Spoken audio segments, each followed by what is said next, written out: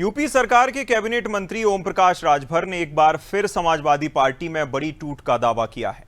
आजमगढ़ में मीडिया से बातचीत के दौरान उन्होंने कहा कि लोकसभा के मानसून सत्र से पहले पूर्वांचल के कई सपा सांसद पार्टी छोड़ सकते हैं। राजभर ने कहा कि अखिलेश यादव को भी इस स्थिति की जानकारी है, इसलिए उन्होंने पहले ही बयान दिया था कि जो कमजोर होगा वह चला जाएगा।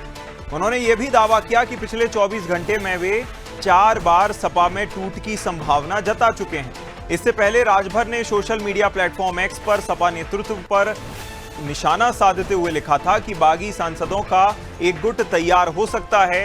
उन्होंने सपा पर ब्राह्मण समाज के अपमान का आरोप भी लगाया था। सपा नेताओं ने इन आरोपों को पूरी तरह खारिज किया। वहीं सपा सांसद सनातन पांडे ने कहा कि उन्हें ये सब बातें हास्यास्पद लगती हैं और वे इसका कोई गंभीर जवाब नहीं देना चाहते। साथ ही उन्होंने कहा कि अब तक सपा ने मुझे एमएलए और एमपी बनने का मौका दिया है, लेकिन अब ओपी राजभर ने मुझे अंतर्राष्ट्रीय स्तर पर मशहूर कर दिया है। इस बयान के बाद प्रदेश की सियासत में हलचल तेज हो गई।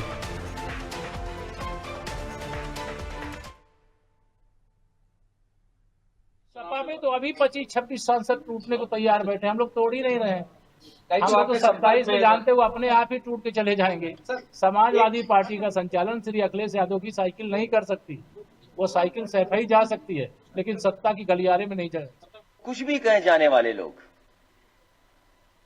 जो डर जाएगा वो अपना दल छोड़ के चला जाएगा। अगर बीजेपी से मुकाबला करना है तो बहादुर लोगों की टीम होनी चाहिए और मुकाबला करने के लिए समाजवादी पार्टी तैयार है। और आपको याद होगा पिछली बार भी प्रेस में ही मैंने कहा था कि अब भारतीय जनता पार्टी को मैं नहीं तोड़ूंगा, उनके विधायकों को नहीं लेंगे।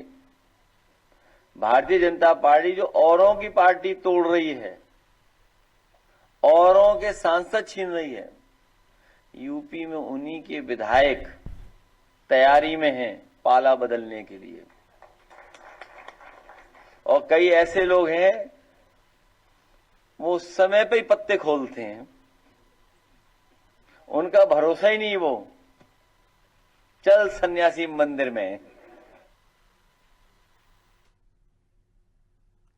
जिस तरह से समीकरण एक साल पहले ही चुनाव से अब बनने लगे हैं, नए समीकरण बनते दिख रहे हैं। दूसरी तरफ से आरोप प्रत्यारोप का दौर जारी है। समाजवादी पार्टी में टूट की खबरों को लेकर अब नेता अपने अपने दावे कर रहे हैं। एक तरफ ओपी राजभर का कहना है कि कई सपा सांसद हमारे साथ आने को तैयार हैं।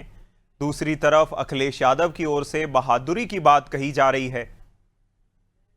ज्यादा जानकारी के साथ जया मेरी सहयोगी लाइव जुड़ गई हैं। जया देखिए, एक तरफ बहादुरी का दंभ भरा जा रहा है तो दूसरी तरफ टूट फूट की बातें कही जा रही हैं और यह भी कहा जा रहा है कि वो तो आना चाहते हैं, मतलब जो है सेल का एक फॉर सेल का बोर्ड लगाकर घूम रहे हैं, हम ही खरीदना नहीं चाहते।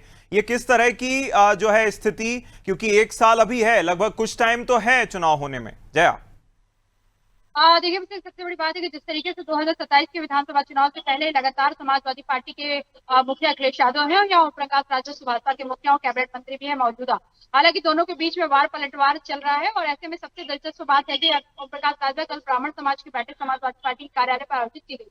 इससे पहले ओम प्रकाश राजभर ने मीडिया में यह बयान दे दिया कि समाजवादी पार्टी में एक बड़ी टूट होने वाली है और इस टूट में कई विधायक जो है पाला बदल के भारतीय जनता पार्टी का दामन थामने वाले, यानी कि कमल कपूर को हाथ मिलेंगे। तो ऐसे में लगातार इसको लेकर जब अखिलेश यादव से भी सवाल पूछा गया तो उन्होंने बहुत ही मुस्कुराते हुए प्रतिक्रिया जाहिर किया कि गाना और दाना कब तक चलेगा अफसाना।